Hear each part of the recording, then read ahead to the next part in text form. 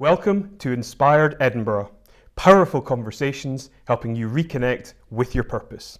I'm Elliot Reeves and my guest today is Christian MacLeod. Christian is a professional golfer turned luxury accessory designer. Your pioneering range of belts have wowed the fashion world and have featured in hundreds of magazines including iconic men's lifestyle magazine GQ. You've had celebrity support from golf British Open winner Paul Lawrie, actor James Sutton, footballer Derk Boerrigter. You've partnered with BMW, Aston Martin and Rox, and your collection is stocked in Glasgow's most premium department store, House of Fraser.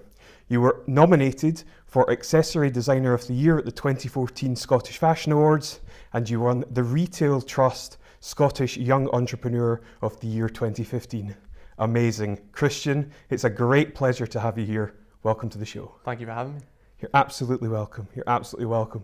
So it's been an incredibly whirlwind few years for you, but before we get fully into that, it would be great if we could start by hearing about your background, where you grew up, and really what you were like growing up. It's a very good question. I think when you list all the accomplishments I've done in the last 2 years, in the beginning it always feels a bit weird. You always kind of go, have I done that? Really? Because you always get one job out the way and then you're straight on to the next. So you don't really get a chance to kind of celebrate an award that's been won or a partnership or an achievement that's been done because you're just straight on to the next one. Yes. But my background is not very like the usual fashion designer route. I was a professional golfer by trade. That was what I did. Mm-hmm. And I competed around Europe for a living, and used to teach quite a lot back in my hometown in Inverness. Oh, fantastic. When I wasn't in tournaments. So I used to coach ages from 7 years old all the way up to 70. Wow. When I wasn't competing, and then obviously when it was time to compete, it was on a plane or whatever to hit a white ball around a field. My golf career, when I was younger, it's all I wanted to do. Like when you had the school holidays, I literally lived on the golf course like 7 days a week. I would get dropped off in the morning by my father, and I would be there for breakfast, lunch and dinner, and I would come home when it was dark. Probably sometimes when it wasn't dark actually. And it's all I wanted to do. It's all I wanted to be in for future was to be a professional golfer, and I wanted to turn pro when I left school. When I left school at a very, very young age. I left school at 16, right, and with not a lot of qualifications to my name. And out of my group of friends in school, I was always the least smartest. I was always the funny one in school. I was always the guy that always got chucked out of the class before this class had even started, just for making people laugh, school was a lot of fun. School, but my qualifications showed that I had a lot of fun and not really as much paperwork. Yeah.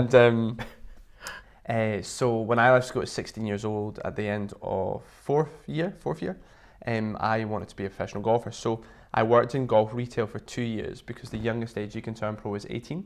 Right. So I worked in golf retail where I could study and learn golf equipment and the market in a bit more depth, which I kind of thought would hopefully help my game. Mm-hmm. And it did massively. I got some great advice and really got an inside look into kind of golf. Yeah. And at 18 years old was the youngest age I could turn pro, and I turned pro at 18. And I was on the circuit for a year, and okay. I came home from a tournament, and I broke my ankle by playing a game of football with some friends. And the way we kind of did it was we were wanted to only play for half the football pitch, and we all stood in the halfway line. The last person to run to the goalpost and touch the bar went in goals, and obviously nobody wants to go in goals. Yeah. So we were all running flat out to the goalpost, and that day the field had been cut, so the goalpost had been moved. Mm-hmm. And there was a hole from where the goalpost used to be, but obviously because the field was cut, there was grass in this hole that made it literally look like a bush trucker trial. So I'm running flat out and fell straight into this hole, ankle gone, and I broke it and tore something stupid amount of ligaments, and was told by the hospital, the sports professionals, physios, everyone that I couldn't compete for 2 years. Wow. And to be told that you can't make money anymore about the only trade you've got, the only kind of thing I did. I didn't have any trade to my name apart from golf. I could only hit a white ball, and it's what I focused on for my whole life to do that. And when to be told no, and like you can't compete for 2 years. So I had no money, no income for 2 years. I was like, right, what am I going to do? And before this, there was in golf's a very, very fashionable sport. So that's what kind of led me on to doing my brand. Right. Fantastic. Okay. So, I mean, when you injured your ankle, then, I mean, what was, the sort of psychological aspects of that? How did you sort of deal with that?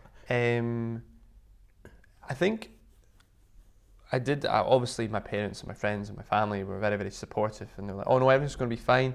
You don't need to wait 2 years. You can like, it might heal quicker."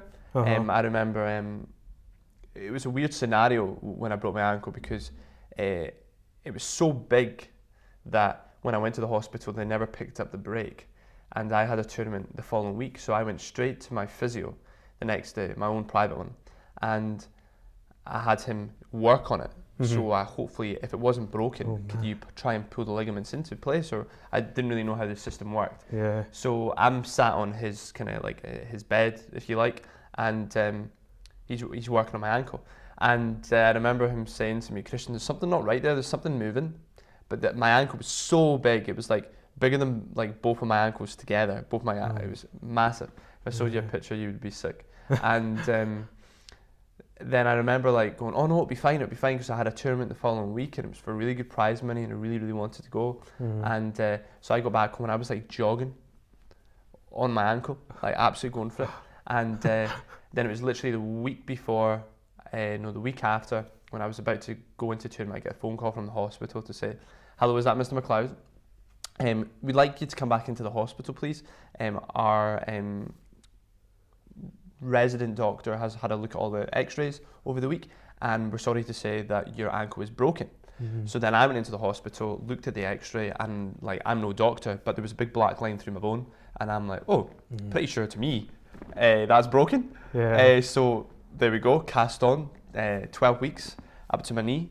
Couldn't drive, couldn't walk, couldn't anything, and it really, really opens your eye to kind of go, when you see somebody with a disability, or you see somebody in a wheelchair, and you, before this, you don't take a second look at it, you kind of just go, "Oh," but then when you do something like, when you're used to having a shower with no limits, and then all of a sudden you've got a cast on and you can't shower without getting this thing wet, and it's like going into an Olympic level with gymnastics to try to shower. Like you're doing tricks all over the place trying to like get this cast not wet, and it really kind of opens your eye to kind of go, "God, if I was in a wheelchair, how hard would it be for me to shower on a daily basis?" And it opened my eyes massively. But then I thought to myself, right, I have to then figure out a career path, what I'm going to do, that if I break my ankle again, or if I lose an arm, whatever, I can still do it. Because golf, or any kind of sport for that matter of fact, if you injure yourself, career's done. You can't move forward. And I learned quite a lot from having my ankle break. Yeah, absolutely. Yeah, I think people massively take for granted health and well-being, and it's only when you don't have it you appreciate and realise that, oh wow, how bad it is. Totally. 100%. Okay. So I mean, belts.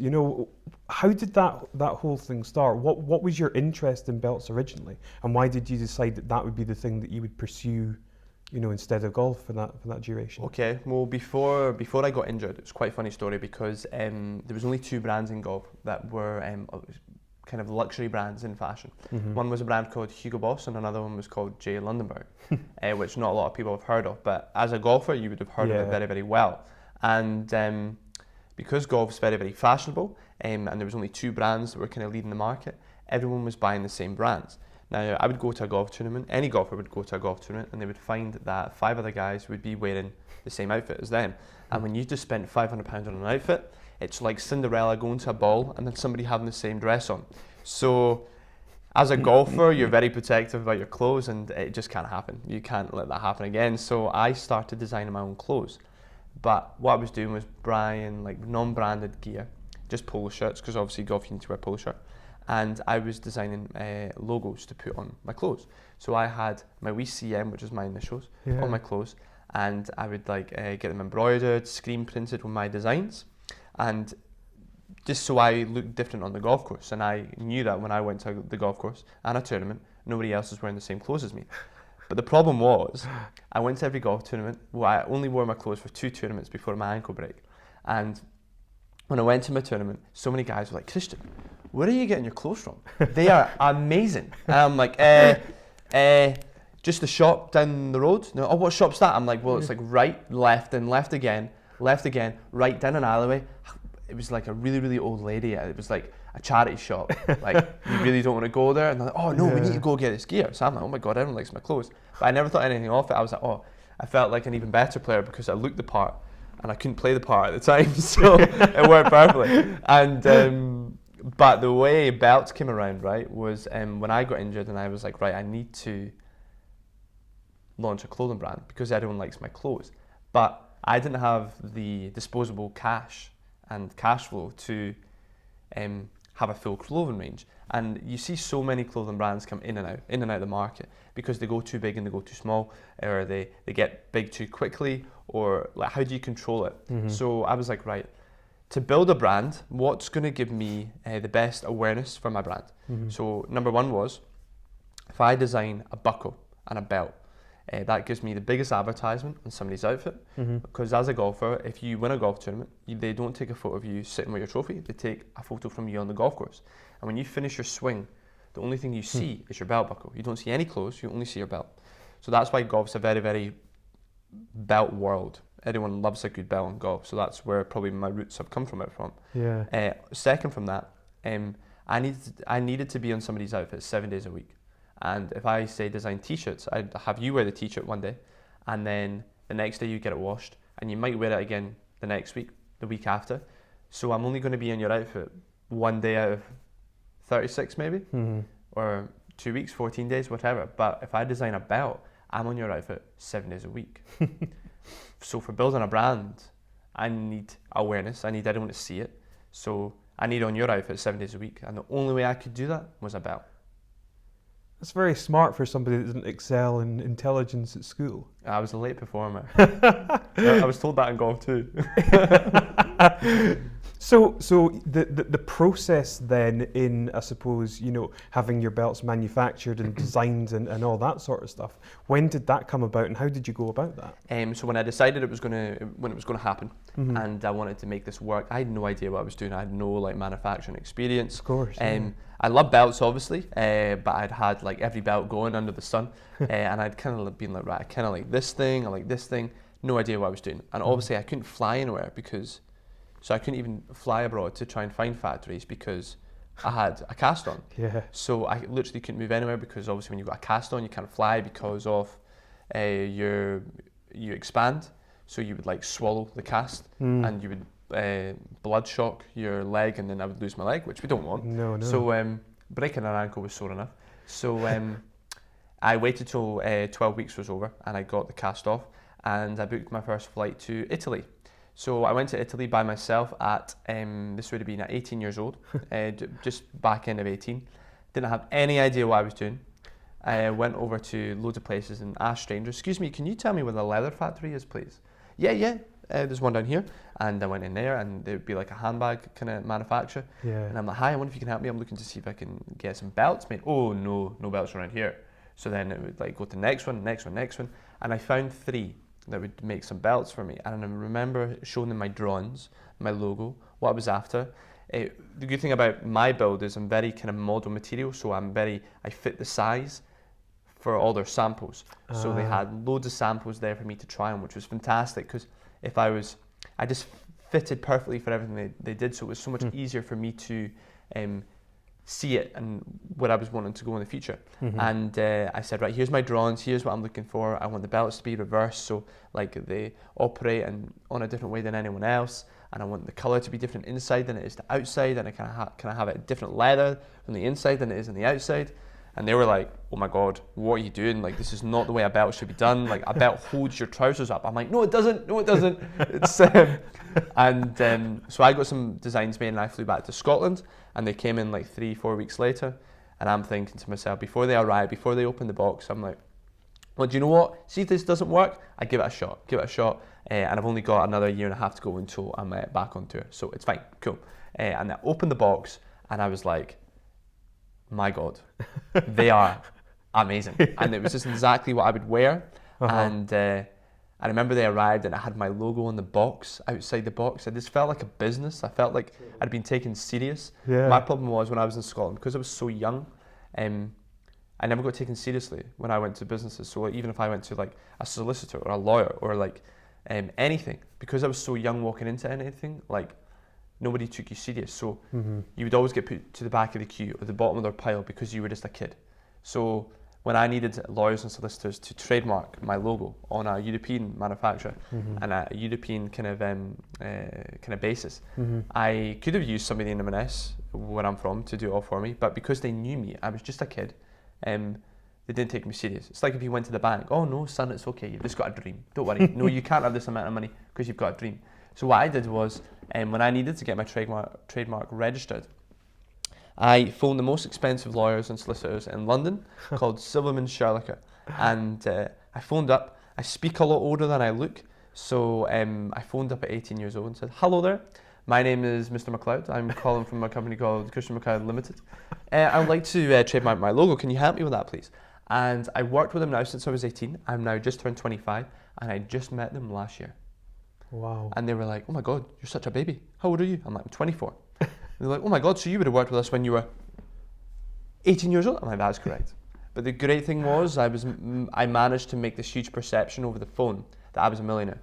So they were like, front of the queue, anything I needed. And I remember I had I think everyone goes through difficulties with their business, and like when you've got to protect your trademark and so nobody touches it. And yeah, I've gone through a few of my own battles. CM is a very popular initial, and with loads of kind of brands trying to come out with CM logos, and I was always a priority for my lawyers and solicitors in London because I was a big customer to them over the phone. But if they'd seen me, it would have been a different ballgame. They would have been like, oh, it's just a kid, back of the queue. And it's just the way the world is, though. It's like, as much as companies will say, and people will say, oh, no, that's fine. Like, no, that doesn't happen in our company. It always will. It's a judging a book by its cover. It will always happen. Always happen. So I mean, that's really interesting what you said. You know, you basically, I suppose, convinced yourself that you were already a millionaire. Yeah. So where does that sort of belief and confidence come from? I think I could always see what I wanted to be, and I think when I was in school, we always got business people or entrepreneurs come to the school, and they were like 45, 50 years old, which is not old at all. And they would come to the school and they would talk about their business or what they do, and they were millionaires, like truly millionaires. And I always remember sitting there at like 10, 11, 12 years old and thinking, I don't want to wait till I'm 45 to become a millionaire. Like, I don't want it. I want it now. Like, oh, I want it like really young. I want to be a millionaire before I'm 30. Like, and then me thinking, well, I better start hitting the white ball. Better start playing golf. I want to be a millionaire. And then when that never happened, all I'm thinking is, Christian, you're not going to be a millionaire. So it was fun, but I think it's in your head. If you're happy to work the Monday, Friday, 9 to 5 and live for the weekend, that's who you are, and there's nothing wrong with that, but there's no change in that. But for me, a Monday is as good as a Saturday. Every day is exciting for me. That's brilliant. I love that. Awesome. So I mean, everything I suppose since then has just like exploded.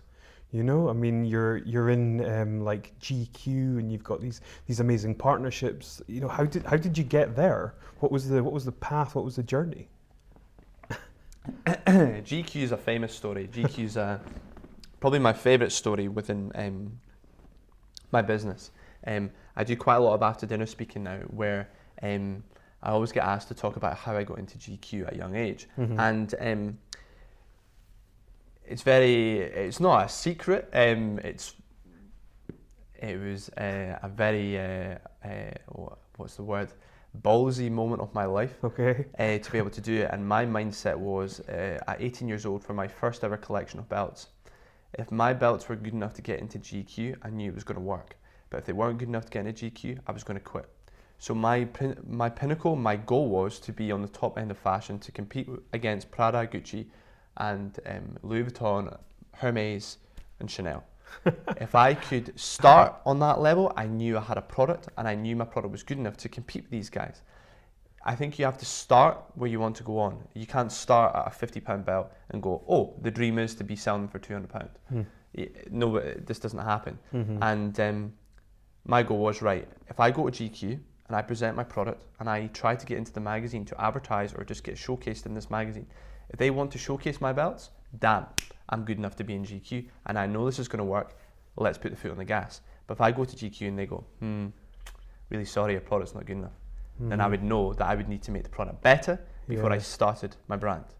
So I went down to London for GQ, obviously, which is at Vogue House in Hangover Square.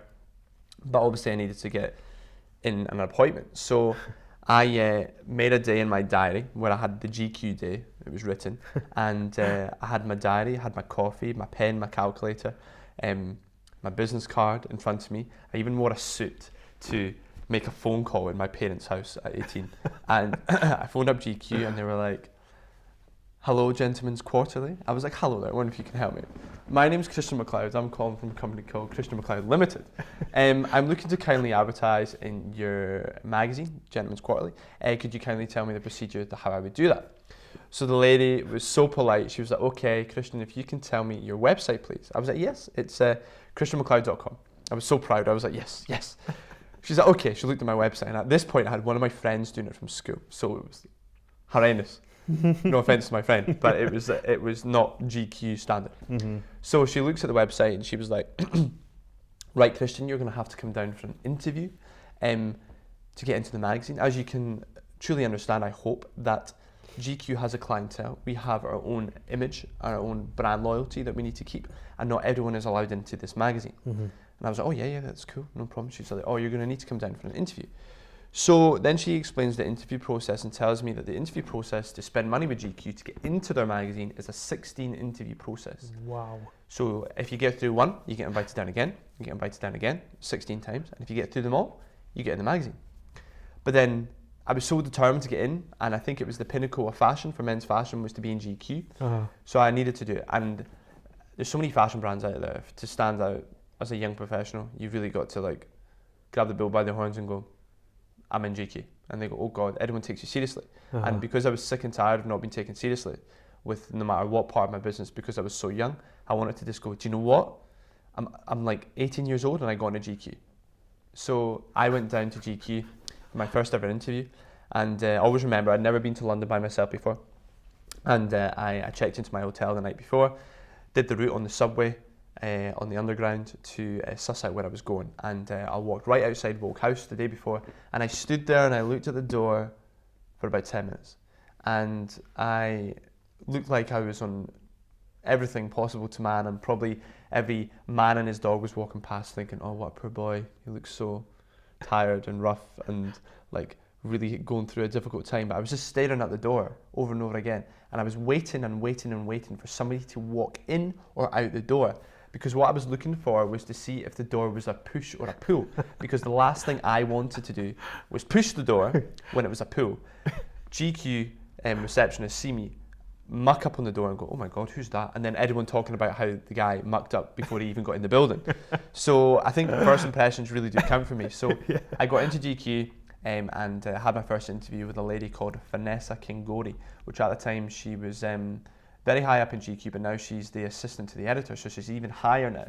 And so she was incredible. And I remember like when I walked in, I was getting myself in such a kerfuffle, because I was like, right, I've got my product in this hand, I've got like my folders in this hand, like how am I going to shake her hand? And I was trying to work out like how am I going to have it all in one hand so then I could be free. And then when I got out of the elevator to get to the top floor where she was, she walked out and she was so tall, like, and I'm 6 foot, and she was like 6'3", and I'm like, and then she came down to give me a kiss on the cheek, and I never kissed a girl on the cheek in my life before. So it was, and I'm like, oh my God, I felt like I just like met like a young girl that just met One Direction. It was like ridiculous. I'm like, what's going on? What's going on? And I've got all these stuff in my hand. It was ridiculous.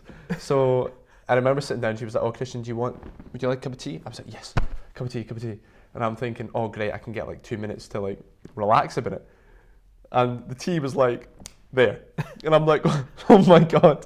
So getting into GQ was an interesting battle, and going down through all the stages, getting through the procedures, and went down on my 14th time, told that I got into the magazine and I'd been accepted with my product. But if I wanted to advertise, I needed a celebrity, to showcase my product. I didn't need it, but to really stand out, I would need a celebrity to really make a difference in the magazine, and to give myself a bit of a benefit for what it was going to cost me in return. So I didn't know any celebrities, and I didn't have the budget to get any celebrities, but I knew Paul Lawrie, which was a Open champion, professional golfer, Ryder Cup player. As a Scottish professional golfer, he is the number one in my eyes, and he's an inspiration to every golfer in the UK in more ways than we'll ever know. He does so much for the game. And I knew Paul, and I said to Dylan Jones, which is the head editor at GQ, I said, well, I've got Paul Lawrie. And he was like, Paul Lawrie is not coming in this magazine. And I'm like, okay.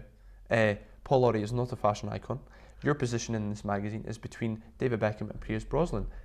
Paul Lawrie is not coming in this magazine. And I'm like, well, I don't have anyone else. And he goes, well, you'll need to find somebody, or you'll just have to wait until you can afford budget to get a celebrity. And I'm like, jeez. Well, how about, can I not try and reinvent him? Can I change and reinvent him? And they're like, no, you can't reinvent Paul Lawrie. And I'm like, no, can you give me a shot? Maybe I can try. Yeah. At this stage, I'd never done a photo shoot in my life. Didn't have a clue what I was doing. But I'm like, how hard can it be, right? So I'm like, oh, can I reinvent? Can I reinvent him? And he's just like, no. And I'm like, let me try. And he eventually gave in and said, okay, try. Let's see what you do. So I left Vogue House that day and went straight to the airport to fly home. Bought every single magazine in WH Smith to try and get some inspiration to how I was going to make this guy, that was a 45-year-old man that wasn't a fashion icon, to make him look like the bee's knees in GQ. So I had this idea that Paul at the time was a wee bit overweight. I say that as polite as I can if he's watching. A wee bit overweight, and fashion's very, very thin and kind of pristine. Yes. And it was trying to get to that. So I had this idea that I was going to do a photo shoot with water. So we would throw water onto Paul to change the shape of his body. So you wouldn't see the full body. Yeah. You would only see through the water, but it'd make a really kind of cool arty kind of shot. Now, we got him a suit that was too small for him because it was going to be getting wet. So it also, when he put the suit on, it pulled his posture up because it was so small. I remember him trying to put it on, and he was swearing, Christian, what are you doing to me? And then we had him with pointy shoes and everything. It was hilarious. And we had him in the shoot and put the clothes on, and we had 4 people around him throwing buckets of water on him. But in the water we had cutouts of wooden CMs spray painted white and black lined with black. And in the water there was 10 CMs in each bucket, and when the water was thrown there was CM logos in all the water. That's awesome. So when the shot was done, you had Paul standing there giving you the 1,000-yard stare with a belt on in a black suit, and this water coming in, splashing on his face, his body, everything. But all the logos were in the product. Yeah. I went back down to GQ with the product image, put it on the desk of the head editor, and I got into GQ. That's an amazing story.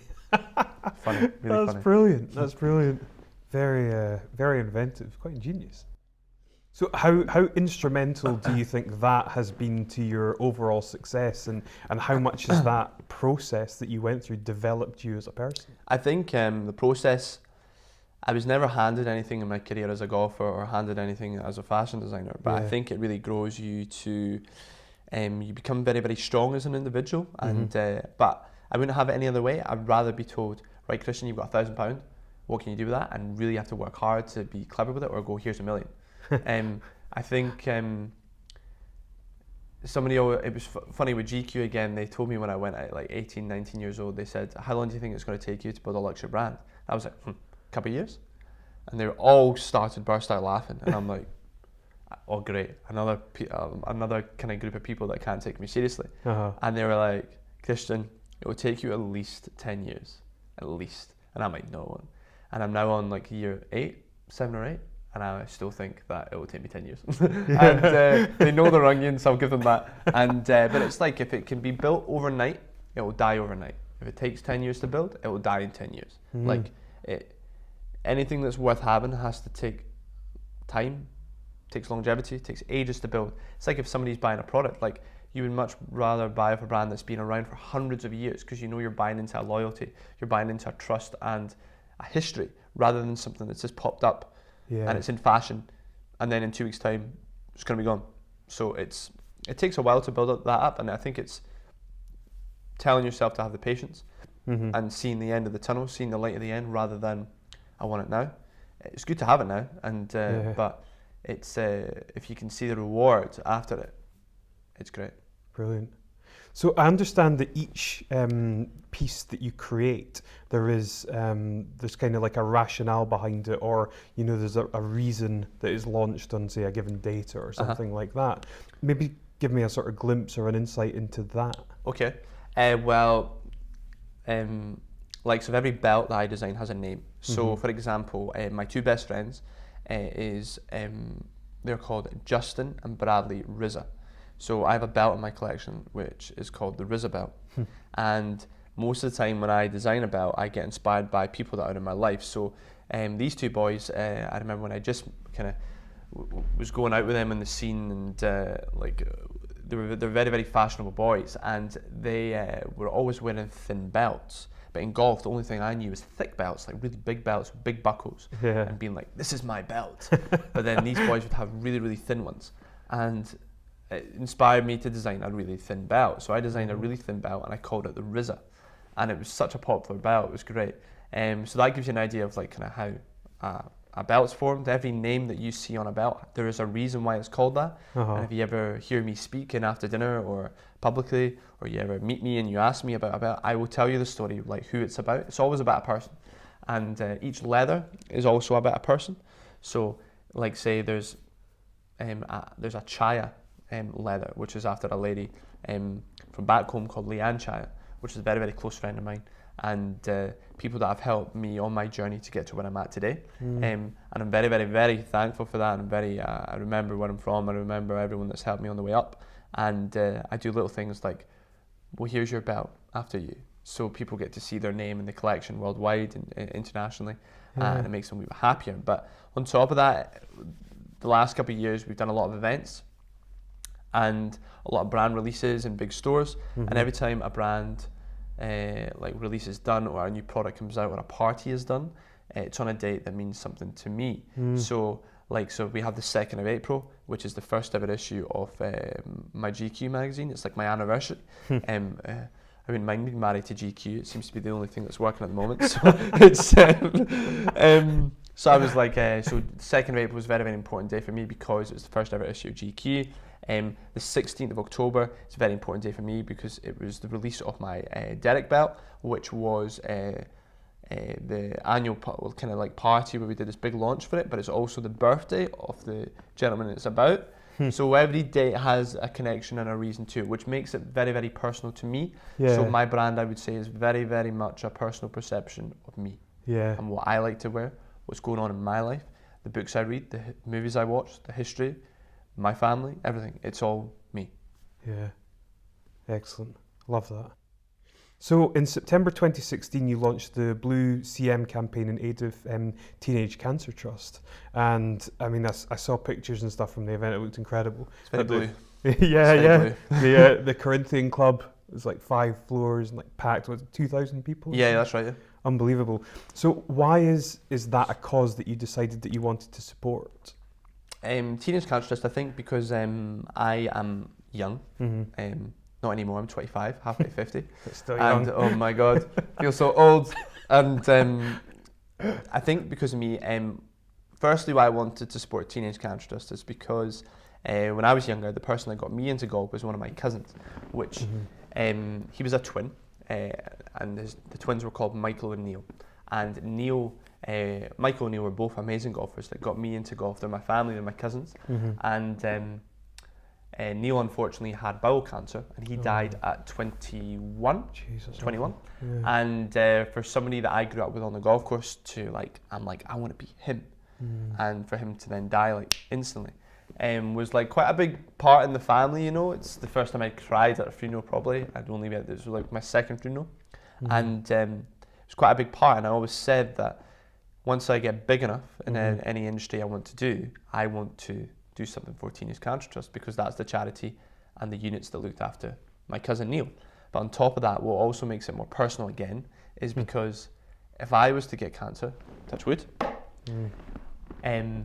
that's the charity that would look after me, because they look after every young person diagnosed with cancer between the ages of 13 to 24.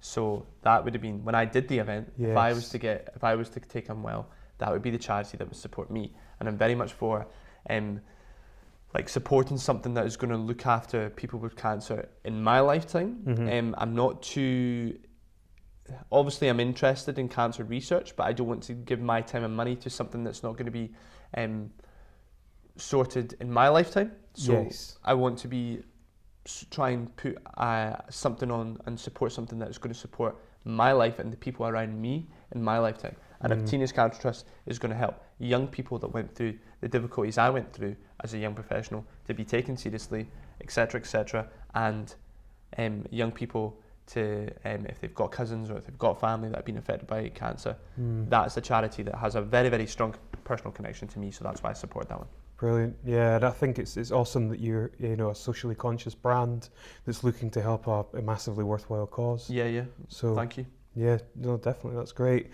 So I read that you originally, when you set out on this journey, you wanted to be, I suppose, the Christian Louboutin of belts. But I mean, your range does appear to have sort of diversified a bit. You have cashmere ties now. You're doing some other leather goods. So what's your kind of vision for the brand longer term, and where do you see it going? Yeah, I'll be honest. So the Watts cashmere ties, it's just a limited edition piece. Okay. So it's just an extra wee thing we did for Christmas to say you could have something limited edition where it's not going to be done again. So occasionally we might drop things that are like a handbag, or we might drop some luggage it's very, very limited. But we are the belt brand. That's what my baby is. Like, I want to design the belt, and then you have to pick something to go around the belt. The way people buy belts right now is they buy their outfit and then they go, right, I need a belt to match my shoes. So they go into a store and they look for a belt. But I want people to go, do you know what? I need a belt first, then I'm going to design the outfit around the belt. Nice. Like, I could literally wear black 7 days a week and have a different coloured belt on every single day, and it would look like I was wearing a different outfit 7 days a week. But most people, what they do now is they have a different outfit for 7 days a week, but they wear the same belt every day of the week for the 7 days. And because eye level is bi-level, everyone's eye level is on belt. So the only thing you remember is a belt. And if you've got a scabby, brown, golden, wooden belt that most guys do, it doesn't attract the ladies, guys. So it's it needs to be done. I mean, I love your, it's so like visionary. And it's so kind of avant-garde, the way that you see things. It's just completely different. I'm absolutely crazy. I don't know where I get it from. It's My brilliant. Head is bonkers. Well, crazy is genius, though, right? I'm glad you see it like that. I think so. So what's it like seeing people that you don't know wearing your belts? It's always a great thing. It's like when you walk down a high street and you see people that don't know you and you don't know them, and you see your belt and you're like, yes, that's my belt. But like, I always remember the first time I ever seen somebody wearing my belt. It was a horrific story. I don't tell a lot, but I'll tell you. Okay. And I was in a nightclub in Aberdeen. I was very young. I was it was just when the belts came out, so it was like I was 18, 19, and my friends and I decided to go out in Aberdeen. So we went to Aberdeen, went to this nightclub, and I went to the toilet with my friend. So we had each other's back just in case anything kicked off, like you do when you go to a nightclub. And very young, and I think we were drinking like this thing at the time called VKs, which is like pretty much like a Blue Wicked. And we're so young. And we're at the club and we're like doing our thing. And I went to the toilet, right? And I was at the toilet, I was at the urinal, and it was a very, very old style urinal where it wasn't like individual. It was like what you used to get in like primary school, where it was like a long one, so everyone could see each other taking the toilet. Yeah. So anyway, I go into my space, and I look left and look right, and just to make sure like I've got my surroundings and everything's clear. And I look right, and then I look back, and then I look right again, right. And this gentleman is got his trousers open to take the toilet, and his belt is obviously like open. Okay. And it's my belt, right? And because I am not 100% sober right now, I should have probably acted a wee bit better than what I did. Okay. And I kind of grabbed his back and leant over and was like, mate, oh my God, And he's obviously thinking I'm looking at his yeah. private area, like, mate. And so his reply was, excuse me, what are you doing? What are you doing? And I'm like, oh my God, mate. And I'm like, Justin, oh my God, this guy, oh my God. And this guy is going mental, absolutely ballistic, which you would, because this guy had no idea what I was doing. But I was so like happy and like it was such a shock. So we're in this toilet. All of a sudden this guy's had enough. There's punches flying in the room, in the toilet. No There's way. a huge fight. Oh my. Bouncers are in. I get pulled out. I'm in handcuffs. I'm in the back of a police car. I've been punched. I look like I've just gone through the wars. Jeez. All because I've seen my belt for the first time. And the police officer's like, so what happened? And I was too embarrassed to say, he had my belt on. So I didn't want him to, and I could have stopped the whole thing and be like, mate, you're just wearing my belt. Yeah. But then I think I didn't want him to let him know who I was, because then he would go, oh my God, have it back. I don't want another one again. But then he'll buy another one and another one and another one. But it was, really funny moment in my life. It's first ever time I've been lifted by the police because I saw my belt. Unbelievable. Crazy. Unbelievable. So, one of the things that I think is absolutely brilliant is your recent sort of partnership with Aston Martin, which are, massively iconic British brand, incredibly luxurious premium brand. So how did that come about? Aston Martin, well, before Aston Martin I worked with BMW, which BMW were fantastic to work for, and what would happen was we would do an event or a photo shoot and we would borrow and kindly get lent some cars to have them in the backdrop or at events, and we'd have our guests picked up by our clients. Then Aston Martin came around where I purely got contacted by Aston Martin to ask if it was something I could see myself doing with regarding photo shoots and hosting events again. I had their contract for about a year, and the contract finished, and it was great. Aston Martin, it's a very, very powerful brand, and the perfectionism from it is to a different level than I've ever known again, and I learned a lot from it. Yeah. And but now I'm back to BMW. Okay. BMW's fantastic. Oh, of course. Yeah, I love yeah. BMW. Yeah. I think what's good about BMW is like it's an exclusive car, but you see a lot of them. They're mass. Mm-hmm. It's very on a similar wavelength to what my brand is. I'm trying to get on somebody's outfit 7 days a week. I want it to be a lot. Aston Martin's so premium. It's very much, it's a rare occasion you see one. Yeah. And when you do see one, it really does turn heads. But it's trying to get your brands matched in partnership so you're looking for the same customer, which makes it a wee bit easier. Yeah. That's interesting. So do you think your belts are accessible to the sort of the average? Yeah, I would say person? so. Yeah, definitely. I think as well, it's one of those things that it's exclusive, but it's affordable. But some people would go £200 on a belt, no chance. But then they could afford £200 on a belt if they liked it. Yeah. Or they could save if they wanted it. But then if you come to the door and go, here's the belt, it's £1,000, you go, no, don't even touch it, don't even entertain it. So it's kind of like the Aston Martin. I think like the very, very luxurious world is 4% of the world. So that 4% is enough to make these kind of brands operate, but not for a startup or like for somebody that's like trying to pursue. Yeah.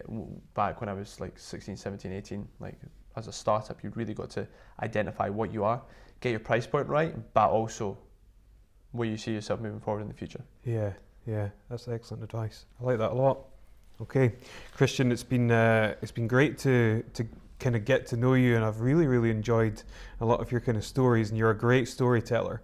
But I think, it'd be really good at this stage to kind of delve a little bit deeper and really find out about, I'll take a bit of water for this one then. You might need it. So this show really is all about, purpose. What is your purpose, and how do you define that, and how do you go about finding it? So for you, what is your purpose? My purpose?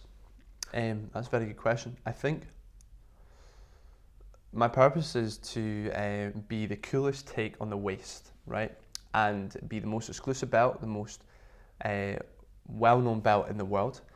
My purpose is to change the perception of how belts are worn, and not only be something that just holds your trousers up, but has as important as a pair of shoes, a watch. Watches are very important because people are very, very brand orientated with watches. So are shoes, but a belt gets forgotten about. But it's also one of the things that you wear 7 days a week. You're not going to wear the same pair of shoes 7 days a week. You wear the same watch, but that's why people spend thousands on watches. Yeah. Why can't a belt be as important? But I think on top of that, my purpose is obviously on stage when I do quite a lot of after dinner speaking, when I let people come inside my brand and see it from my eyes and what I've done. So I think a lot of people think the rise is kind of like the only way is up, but there is a massively squiggly line between Christian MacLeod the man and Christian MacLeod the brand. And it's quite good to let people to come in and you tell them what everything means. And it's you kind of get to get lots of opinions, and you see when people get to see you in person and your face comes to the forefront and you tell them your stories, it's always an inspiring piece. It's just as good as somebody wearing your outfit or somebody wearing your belt on their outfit. It's a great experience being able to tell your story over stage to thousands of people. Absolutely. And so, I mean, kind of subsequent to that then, what would you like your legacy to be? I think I would love to be remembered, or like to be known for my belt design and how he was the guy that changed the game a wee bit regarding belts. It's such like fashion's the biggest industry in the world, and it's a very, very competitive market. But I would love to be known for the guy that kind of mixed up the world a wee bit regarding that. But I think no matter what you do, I think you always have customers that love your product. You always have customers that don't like your product. You always have you can never ever please everyone for what you do. And I think what highlighted that for me when I was going through my stages of my business, I always thought that I would try and please everyone. I was a yes man. I said yes to everything. I tried to really make everyone happy. And then it was only watching the Brit Awards one time that I realised that I was never ever going to achieve it. And I always remember watching Madonna when she came back from like her comeback, and she was doing her big performance on the Brits. And like Madonna is the queen of pop, queen of music. Everyone loves Madonna. Everyone loves Madonna. And when she came back, everyone was so excited to see her performance. And she came up and she had her cape around her neck. Everyone remembers it. And she went up the stairs, and the dancer pulled off the cape for the cape to come off, but it was still tied and she couldn't get it off. And she fell down a fleet of stairs. And the lady was 55 years old, and she fell down a fleet of stairs. And all people could comment was, ha ha ha, look at Madonna. And I remember being on Facebook and social media that day, and literally every single person was making fun out of it. And I'm like, right, okay, that is Madonna. If Madonna can take a slating, like if people are like laughing at Madonna and nobody can be like, oh my God, is she okay? The best thing about it was she got up at 55 years old, rocked the whole routine, danced around better than any 25-year-old would do, sang it, and got up like she didn't care. And like the stairs was like the height of this room, and like she completely like, it would have been so sore, and the only thing the world could have done was like laugh about her fall. And if you can be that high in your career like, as Madonna, and people to then laugh at you or try and pull you down, if you think that you're going to keep everyone happy, you've got to think again. I think like another on a golf scenario was Rory McIlroy, which is again like kind of like the new Tiger Woods. He's from Ireland, a young guy, but he was making massive waves in golf, and he was attracting the biggest brands in the world. So obviously Nike came along and said, Rory would like you to play Nike. And obviously as a young professional, he's like, yep. He was like 22, 23 at the time, and got offered a £250 million contract to play with Nike. So he's like, obviously yes. He'd be silly if he never took it. But because he changed his whole bag to a set of golf clubs he'd never played with before, the whole world was against him because he couldn't play well in the first day, because it took him a wee while to get used to. And he was getting such bad press, like, oh God, he can't get used to his new golf clubs and blah, blah, blah, and like, this is not great and everything. And it wasn't good at all. And people forget that he's not a robot. He is a person. He's got feelings. Like, if he's feeling good, he'll play good. If he's feeling bad, he's not going to play well. And I think if you're a golfer or you're a fashion designer and you're in this scenario, you help and support each other because you know the personal kind of battles you go through. And I remember I was at the Scottish Open one year, and Phil Mickelson, which is also a great iconic golfer, was getting interviewed about his new golf clubs, but because of Rory McIlroy. And the Rory McIlroy press was going on, but because they support each other, his comment was fantastic. So this interviewer is speaking to his caddy called Bones, and he's a very famous caddy, Bones, and he's interviewing Bones, and he's like, "So Bones, we see that's my American accent, by the way, pretty good, I know." And he's like, "So Bones, we see that Phil has got some new calorie irons. How long did it take him to get used to them? Did you hear like Rory McIlroy's not getting used to his golf clubs in like a month?" Yeah. So he's just like laugh, and then Phil shouts over when he's warming up, having a swing, goes, "Bones, what is he asking?" And Bones is like, "Phil, he's asking how long it took you to get used to your new calorie irons." And the comment, like the press person's obviously really excited, so now he's got Phil Mickelson to speak. And Phil's like, "So what was it, Bones? 4, 5, 6 minutes?" And it was just hilarious because it was just like he was just like winding them up compared to like just making them bounce with each other. So I think once you realise that you can't keep everyone happy, got to do what's right for you, then you'll succeed. That's brilliant. Yeah, excellent. And so, how do you deal with kind of haters? Haters. I don't have a lot of them.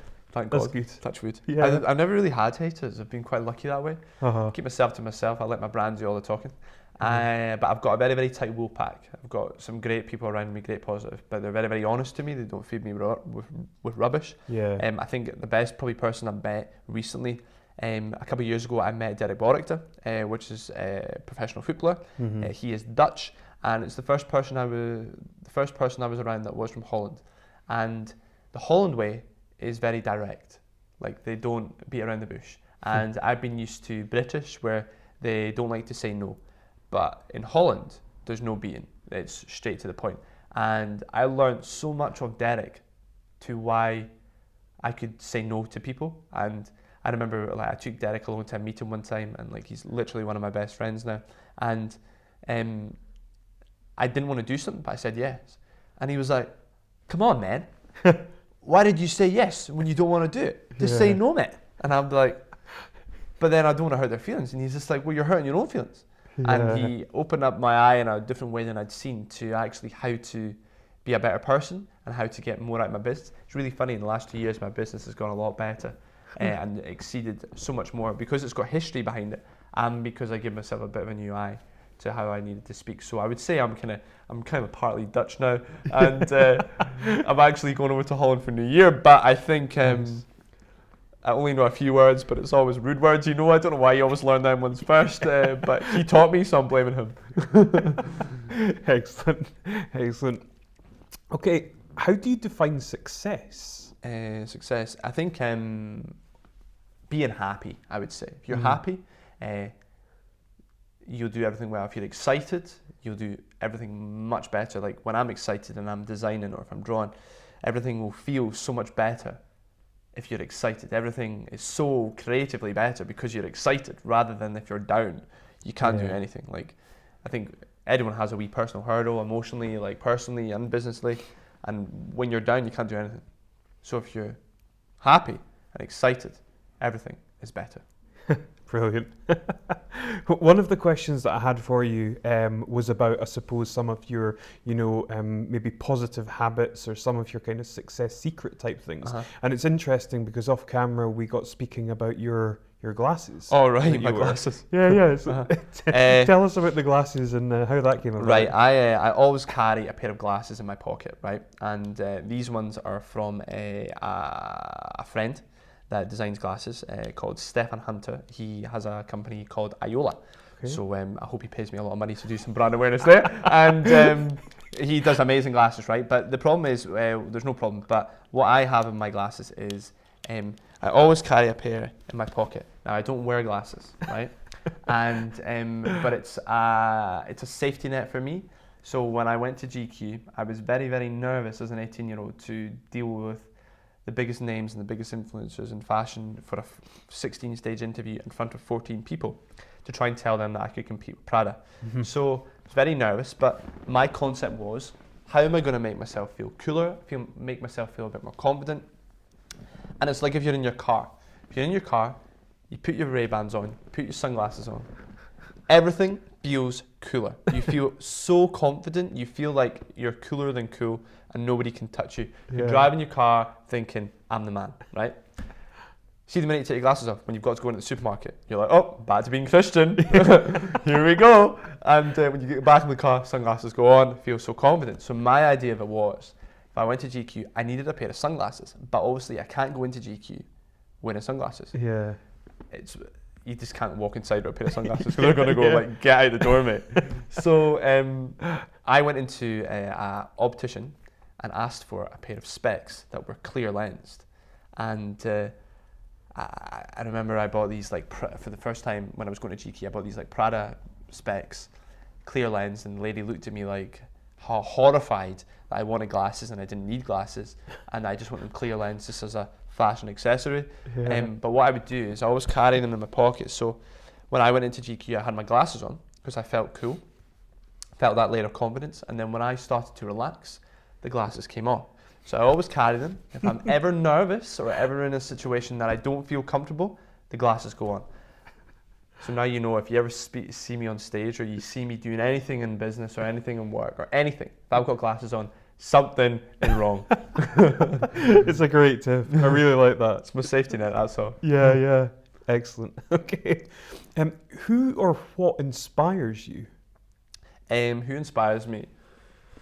My dad. My dad inspires me in more ways than I'll ever know. He was the only guy that believed in me when I started this, and my dad's quite a powerful person to me and my sister, where he's our best friend, but he's had us very, very disciplined as kids. Like my dad used to do this really, really funny thing when we stay on this crescent back home, and it's like there's like 20 houses, but all the kids used to play together. So at night when I came home from school, when I would go out in the crescent to play with my sister and all the kids, we'd always be inside somebody's house playing the Xbox or outside. My dad could whistle really, really loud, right? from his mouth with no fingers. And when dinner was ready, or when he wanted us in, he would stand at the front door and he would whistle, right? And no matter where you were, like the crescent was like a mile long, right? No matter where you were, if you were in somebody's house, I could be a mile away in somebody's house on the Xbox and I could hear the whistle. It's ridiculous, right? And everyone used to laugh at us because my dad had us trained like dogs, right? It would like whistle, our tail would go up, and I remember we would run to the front door and shout, "Come in!" and he would hear us, right? It was just like, it was amazing, and like at the time, I loved it because it got me so disciplined and got me so respected to well-mannered and what I needed to do to respect others. But he is my biggest inspiration, is my father. Awesome, yeah.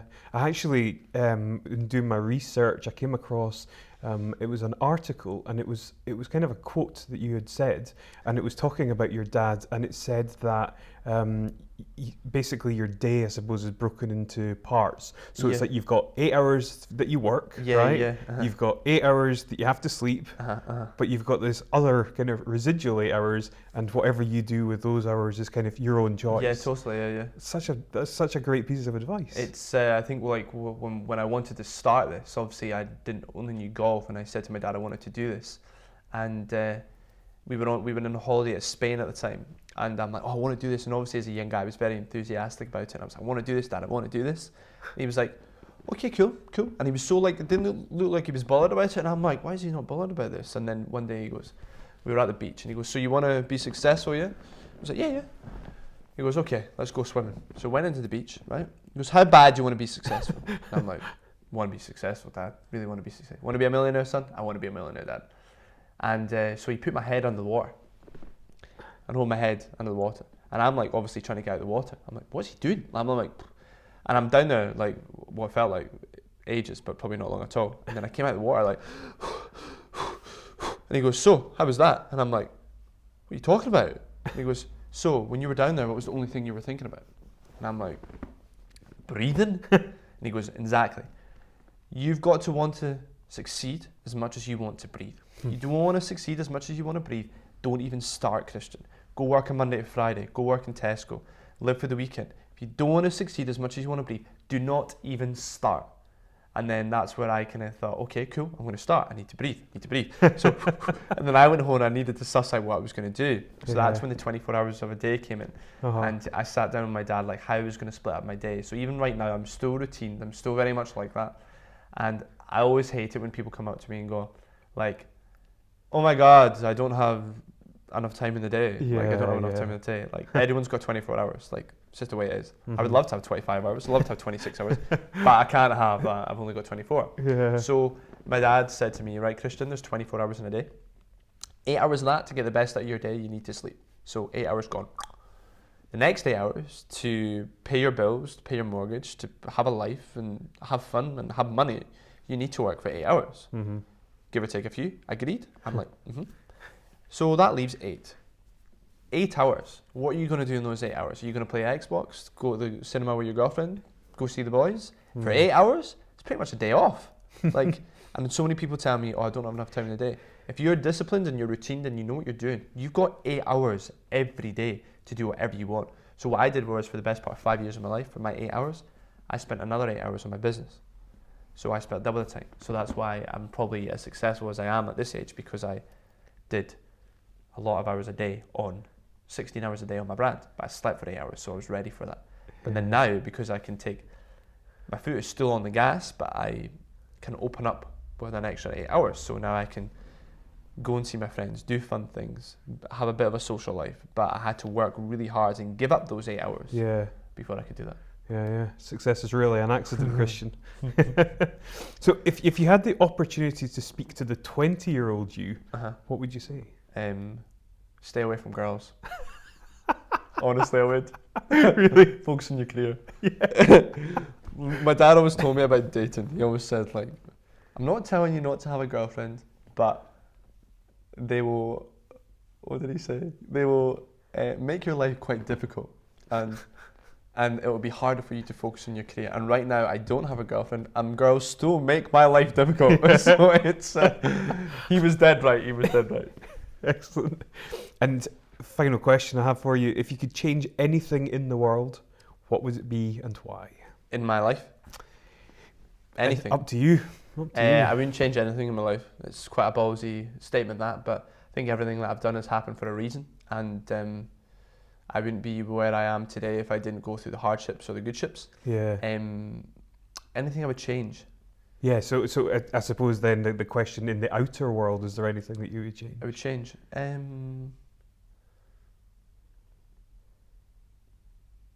It's a good question. What would I change? I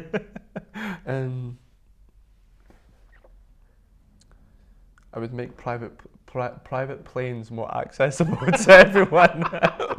I hate waiting in the airports for 2 hours, man. I'm like, give me a private jet, oh my god. Or like have a bit of a like, oh, it's going to cost you this if you want to get like a one-way ticket. So yeah, make private planes more accessible so people could travel in their pajama bottoms. PJ and a PJ. That's phenomenal. I suspect that'll be the only time that I hear that as an answer to that question, but I love that. PJ, remember that? Oh man. Brilliant.